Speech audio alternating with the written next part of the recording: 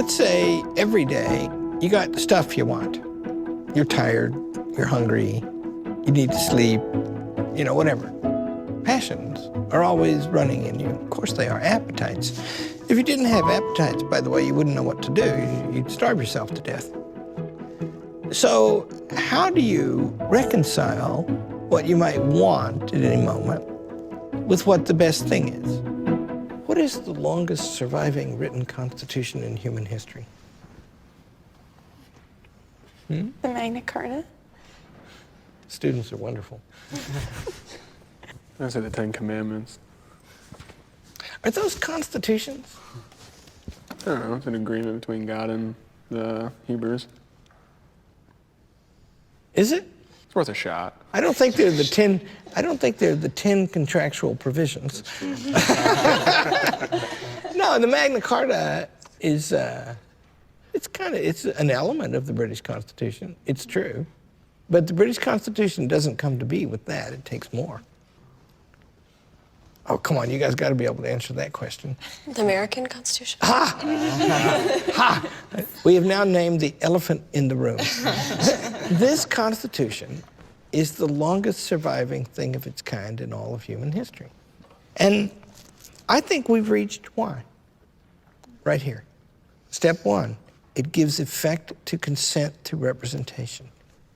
Step two, it locates all the sovereignty in the people, not in the government. No one in the government can say that he or she is acting of his own will, right?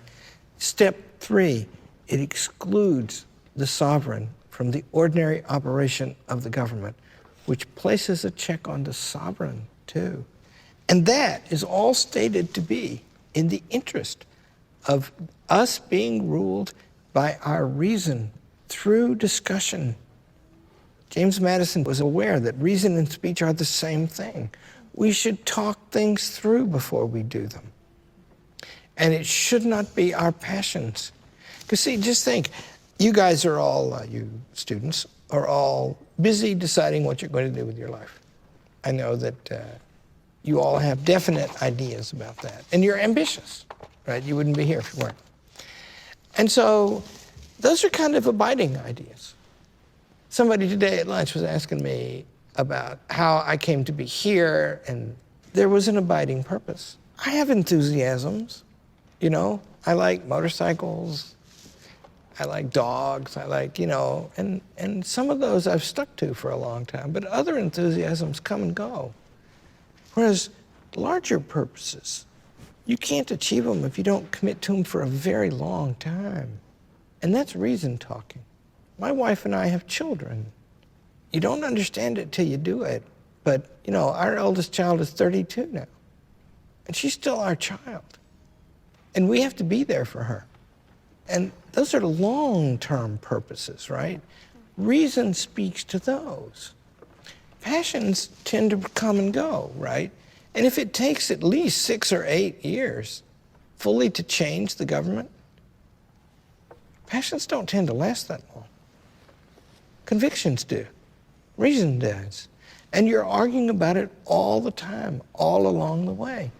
And that means that Madison says that these arrangements here, this connection between the people and the government that gives power to the government, locates ultimate authority in the people, prescribes how the people must hold opinions over time to make them effective. This set of arrangements, what does this make it possible for them to do?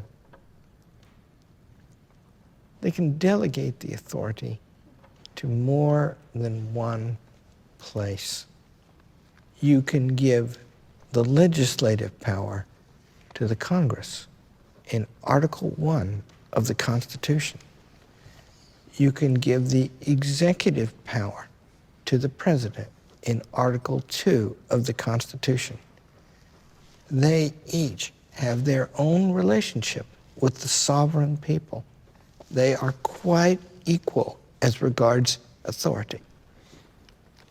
You can give all the judicial power in Article 3 to the courts, and you can use Article 1 and Article 2 institutions to combine to appoint the judges.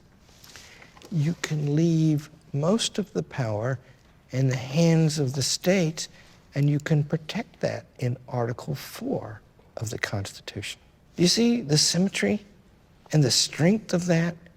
All made possible by this consent and representation.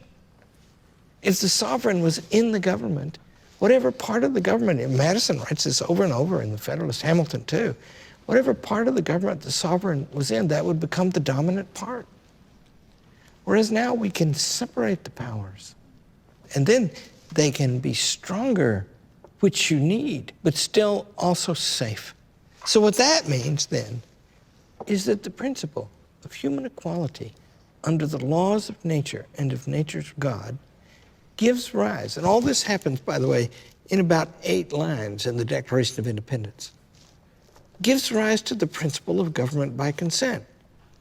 We hold these truths to be self-evident. All men are created equal and endowed by the Creator with certain unalienable rights, among these life, liberty, and the pursuit of happiness.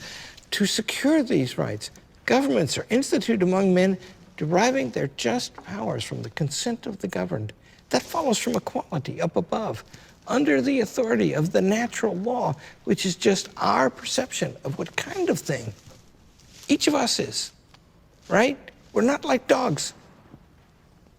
We're also, interestingly enough, not like God or the angels, who are mentioned in the Declaration of Independence, right?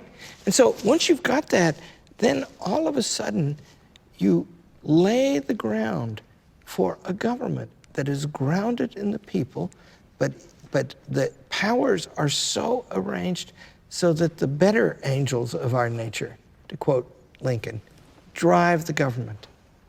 And that, the claim by the founders and the claim by me, the founders believed that this government, because it's in accord with human nature, which is that nature above the beast and below God,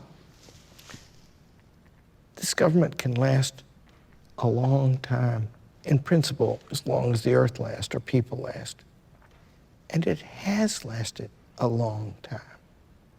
Through every kind of crisis, it's actually proved to be terribly difficult to overcome, whereas constitutions come and go all the time. And the point to know about the American government is it's kind of like the way we talk about nature, right? That it starts with the seed, and the seeds grow a certain way. Nature begins with birth, and it grows, right? But then it has to come to mean essence, and then there are many essences, and that means it has to become the organization of the whole physical world, and then finally, ultimately, of the cosmos, right? It's a very, to use a pun, pregnant term, that term, nature, right? But these principles in the American Revolution, in the Declaration of Independence, it's amazing how they give rise, even in the Declaration of Independence itself, to a way of arranging the government so that we can control it, and it can protect our freedom with sufficient power to do that very difficult work. That's what it set out to do. And it's amazing how well it's done it.